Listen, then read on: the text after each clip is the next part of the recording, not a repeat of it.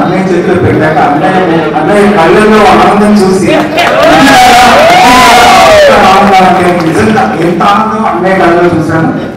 అన్నయ్య మొదటి నుండి హిట్లర్ నుండి అన్నయ్యతో నా ప్రయాణం. నిజంగా అన్నయ్య నన్ను ఎన్నిసార్లు మెచ్చుకున్నాడు. నా చెయ్యి నా వేలు ఎప్పుడూ వదలలేదు. రాఘవేంద్రరావు గారు, చిరంజీవి గారు ఇద్దరు కూడా నన్ను అన్నయ్య తమ్ముడు తమ్ముడు అని ఆప్యాయంగా పిలిచారు. చాలా నన్ను ప్రోత్సహించి ఎన్నో మంచి పాటలు నా చేత రాయించి నా కలం మీద వెలుగు ప్రసరించేలా అన్నయ్య చేశారు. జై జై గణేశ, జై కొడత గణేశ, జయములింబు బుజ్జి గణేశ, హాయ్ హాయ్ గణేశ, అడిగేస్తా గణేశ, అభయమింబు బొజ్జ గణేశ. కొడితే కొట్టాలి రా, సిక్స్ కొట్టాలి, ఆడితే ఆడాలి రా, రఫ్ ఆడాలి, పోటీ ఉన్నా గాని గెలుపొంది తీరాలి, బాటేదైనా గాని మును ముందుకెళ్ళాలి, ఈ చరిత్రలో నీకు కొన్ని పేజీలుండాలి.